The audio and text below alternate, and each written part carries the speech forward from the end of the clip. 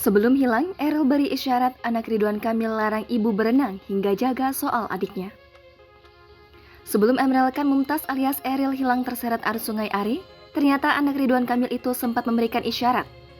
Diungkap oleh Elpin Nazmuzaman, adik kandung Ridwan Kamil atau sang paman. Sebelum terseret arus di Sungai Are, Swiss, Eril sempat melarang ibunya Atalia Praratia untuk ikut berenang. Elpin Nazmuzaman mengatakan Eril berenang di sungai tersebut dengan kesiapan dan mengungkapkan kemungkinan penyebab sang keponakan terseret arus. Dilansir kanal YouTube Kompas.com pada Sabtu 28 Mei kemarin, Eril diketahui memiliki kemampuan berenang yang mumpuni. Ia juga telah mempelajari lokasi untuk berenang dan siaga mencari tempat yang aman. Pemuda 23 tahun itu juga bisa menilai kondisi sungai dan menerapkan aturan pengamanan untuk berenang. Ia bahkan menjadi penjaga bagi rekan dan adiknya Kamalia Leitita Az-Zahra ketika sudah di air.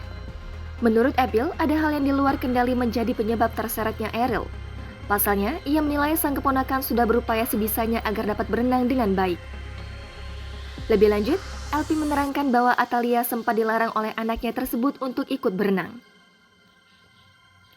Eril hanya mengizinkan sang adik dan seorang rekannya yang sudah lama tinggal di Swiss.